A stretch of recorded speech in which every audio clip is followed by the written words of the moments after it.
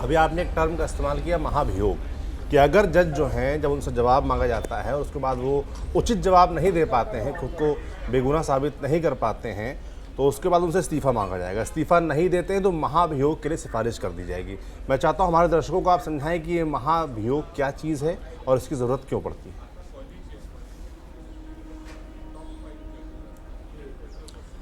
देखिए सौरभ,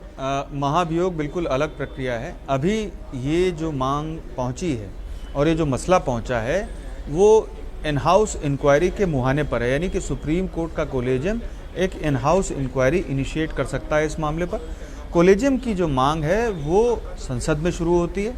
और संसद के जो सदस्य हैं वो एक रेजोल्यूशन लाते हैं कि भाई ये इस मामले में महाभियोग होना चाहिए, ये सिटिंग जज के खिलाफ भ्रष्टाचार के आरोप लगे हैं या अन्य कोई आरोप लगा हुआ है, मिसबिहेव का आरोप है या वो गलत फैसले दे रहे हैं या कोई अन्य आरोप, किसी भी तरह का अन्य आरोप जो कहीं ना कहीं क्रिमिनल एक्ट की तरफ जाता हो, तो उस मामले में फिर 100 जो सदस्य होंगे वो साइन करके बाकायदे जो रेजोल्यूशन होगा एक सदस्य द्वारा लाया हुआ, उस पर जो 100 सदस्य होंगे लोकसभा के वो साइन करेंगे। और जबकि दूसरी तरफ अगर राज्यसभा में पहले लगाया गया तो राज्यसभा के 50 सदस्य वो साइन करके वो लोकसभा अध्यक्ष को या फिर राज्यसभा अध्यक्ष को, राज्यसभा के सभापति को, दोनों को अलग अलग तरीके से वो पेश किया जाता है रेजोल्यूशन। और उसके बाद उस पर भी ये निर्णय अध्यक्ष को, लोकसभा अध्यक्ष को या फिर राज्यसभा के सभापति को लेना होता है कि इस मामले में आगे जो महाभियोग की प्रक्रिया है उसको इनिशिएट किया जाए, मतलब आगे लाया जाए या फिर नहीं लाया जाए। तो अब इस मामले पर उसके बाद क्या होता है कि अगर उन्होंने रजामंदी जाहिर कर दी कि हाँ ठीक है इसमें महाभियोग प्रक्रिया चलाई जानी चाहिए, तो महाभियोग प्रक्रिया का स्टार्ट हो जाता है और उसमें जो एक कमेटी बनाई जाती है उसमें चीफ जस्टिस ऑफ इंडिया या कोई अन्य जज सुप्रीम कोर्ट का ही वो बाकायदे एक पूरा खाका तैयार करता है कि इस मामले में क्या उन पर आरोप हैं और किस तरीके से क्या अभी तक का जो है जो दस्तावेज़ के ज़रिए हमें जानकारी मिली है वो क्या है और इस मामले में जो आरोप हैं वो कितने निष्कर्षपूर्ण हैं, कितना तय तक जो कमेटी गई है उसका क्या अंदाज़ा है कि ये वाकई में कहीं इस्टेब्लिश होता है जा कर के या फिर नहीं होता है। अगर उस रिपोर्ट में ये कहा गया कि हाँ जो आरोप लगे हैं वो इस्टेब्लिश होते हैं, तो ऐसी स्थिति में जो रिपोर्ट कमेटी की है वो जब सौंपी जाएगी लोकसभा अध्यक्ष को या फिर राज्यसभा के सभापति को, तो उसके बाद 2/3 बहुमत से जो सदस्य होंगे लोकसभा के और राज्यसभा के वो इसको रेजोल्यूशन को पास करेंगे और इस रेजोल्यूशन को भेजा जाएगा राष्ट्रपति के समक्ष। राष्ट्रपति उस पारित रेजोल्यूशन के बेसिस पर एक गजट नोटिफिकेशन जारी करके जो पदासीन जज है उनको पद से हटा देंगे और इसी को महाभियोग प्रक्रिया कहा जाता है। मैं आपको बता दूं कि जो जजेस होते हैं, जो हाई कोर्ट के और सुप्रीम कोर्ट के जजेस होते हैं, उनको प्रोटेक्ट रखा गया है, उनको संरक्षित इसलिए किया गया है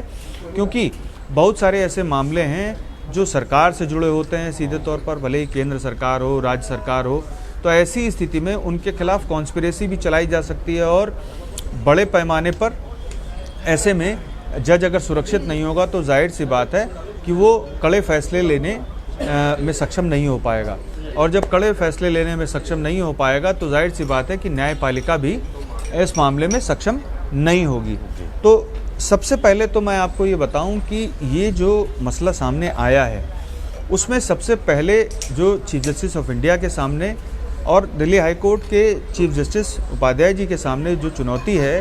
कि जो छवि है न्यायपालिका की उसको कैसे संरक्षित रखा जाए और जो मौजूदा प्रोसीजर है, प्रक्रिया है या कानून है उसके तहत किस तरीके से इस मामले में निपटा जाए। क्योंकि आप ये भी समझ सकते हैं कि जस्टिस यशवंत वर्मा के खिलाफ कोई साजिश भी हो सकती है। आप ये देखिए कि वो घर पे नहीं थे, उनका कहना है, और उनका परिवार का कोई भी नहीं था, तो ऐसी स्थिति में कोई साजिश भी हो सकती है। तो इससे इनकार नहीं किया जा सकता और चीफ जस्टिस ऑफ इंडिया को इस मामले में सभी पहलुओं को ध्यान में रखते हुए आगे बढ़ना है। आज भी एक कोलेजियम की बैठक हुई थी और उस कोलेजियम की बैठक में माना जा रहा है कि इस एजेंडे पर चर्चा हुई है कि जो जस्टिस यशवंत वर्मा हैं वो हाई कोर्ट अगर चले भी जाएंगे ट्रांसफ़र होकर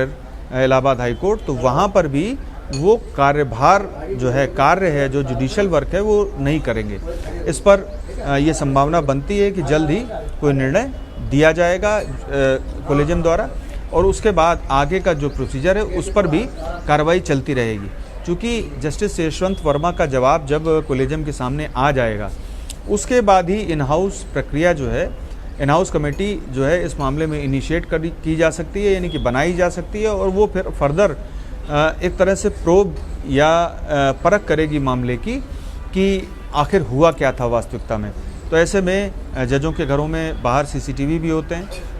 अगर वो ये कह रहे हैं कि वो घर पर नहीं थे, उनका परिवार नहीं था, तो ये देखा जा सकता है कि जिस समय आग लगी उसके पहले क्या वो घर से बाहर जा चुके थे। और इसके अलावा जो वहाँ पर पुलिस पर्सनल मौजूद हैं या सिक्योरिटी वाले जो मौजूद हैं, और इसके अलावा अन्य जो स्टाफ है वो क्या कहता है। तो ऐसा नहीं है कि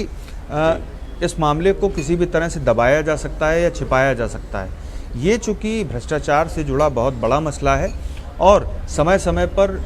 जो हायर जुडिशरी है उसके जजों पर ऐसे आरोप लगते रहे हैं, लेकिन आज तक एक भी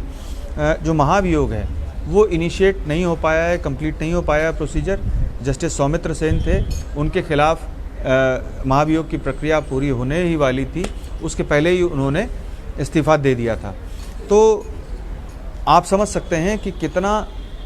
लंबा प्रोसीजर है इस मामले में, और जजेस को जजेस प्रोटेक्शन एक्ट, जो जजेस एक्ट है उसके तहत प्रोटेक्टेड किया गया है 1968 में।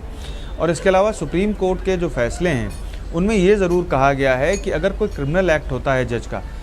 या किसी लोक सेवक का, तो ऐसी स्थिति में जो उसका एक तरह से जो संरक्षण करने वाला या उसका जो मैनेजर है या बॉस है, जो उसके ऊपर का शीर्ष अधिकारी है, उससे अनुमति लेकर के एफआईआर दर्ज की जा सकती है, और फिर आगे जो शुरुआती जांच है वो की जा सकती है। ये फैसले में ज़रूर कहा गया है। लेकिन अब इस मामले में ये भी देखना होगा कि चीफ जस्टिस ऑफ इंडिया क्या इस नतीजे तक पहुंच चुके हैं कि हाँ ठीक है, ये मामला भ्रष्टाचार का बनता है और इस मामले में जो एफआईआर की इजाज़त है वो दे दी जानी चाहिए। लेकिन इसके लिए भी उन्हें काफ़ी मशक्क़त करनी पड़ेगी, और जो स्पष्टीकरण है वो भी सामने लाना पड़ेगा कि आखिर किन आधारों पर, किन बिंदुओं पर उन्होंने ये इजाज़त दी है, चूँकि सिटिंग जज का मामला है। तो आप ये समझ सकते हैं कि ये जो प्रक्रिया है सिटिंग जज के खिलाफ किसी भी आपराधिक या सिविल मामले को चलाए जाने को लेकर के, वो काफ़ी क्लिष्ट है, और काफ़ी उसमें जांच, पहले शुरुआती जांच किए जाने के बाद ही कोई आगे प्रोसीजर अपनाया जा सकता है। जी सौरभ।